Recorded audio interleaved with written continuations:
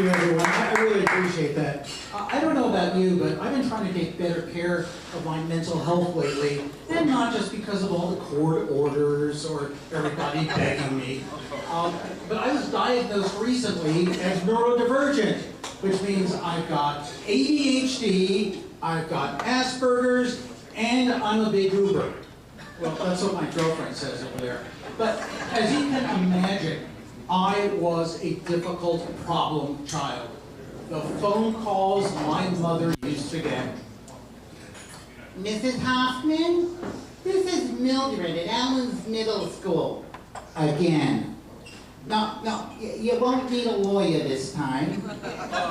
And no, not super glue. Listen, were you aware that for our school's French Revolution fair today, that your son and a friend of his made a full-size working guillotine? That's right, the kind that chops off heads. No, I don't have any idea where he got the blade. Very resourceful, that one. Mrs. Hoffman, Alan started a riot. His classmates tried to use the guillotine on him. So did his teacher. Thank God he's slippery. No, he's okay. He's hiding right now under my desk. Alan! Stop going through my drawers! You better get over here. The police have a few questions for you.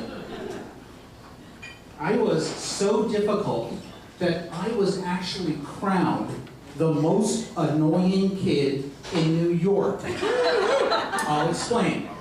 In 9th grade, I won the state championship in novice debate. So my mother got a phone call. Mrs. Hoffman, this is Billy Bob Bradshaw, Alan's debate coach, and no, nothing's on fire this time. No, if you remember, we took his handcuffs away from him, so he can't do that to anyone anymore. But listen, I'm actually calling from state finals with some good news. Alan took first place. That's right, he's the first negative speaker in the whole state of New York. Oh, yeah, he can be really negative, I know that. But that's not what that means. You see, the negative speaker is the person on the debate team who defends the status quo at all costs and argues against any change whatsoever. Was it?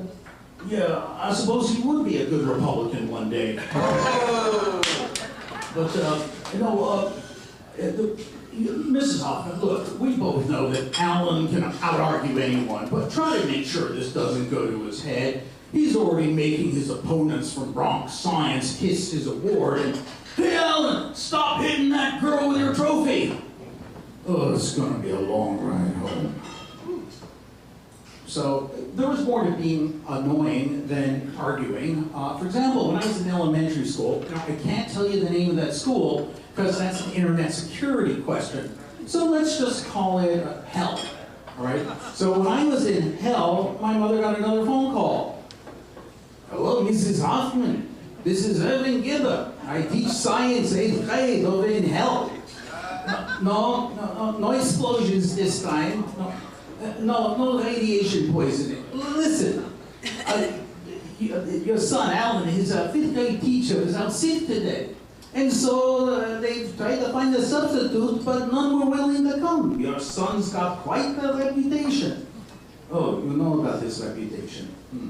Well, they ended up putting him in my class where he spent the whole day correcting everything I said. Did you read an encyclopedia to him as a child? How does he know all this stuff? Look, you should talk with him. Tell him it's not a good idea to correct everyone all the time. The other kids are annoyed by it. They're bigger than him too. You know, I overheard them talking during recess about making it look like an accident and what should we do with the body. I know, right? God forbid. But being the most annoying kid in New York wasn't enough for me, so I moved to California. Thank you, everyone. Keep going.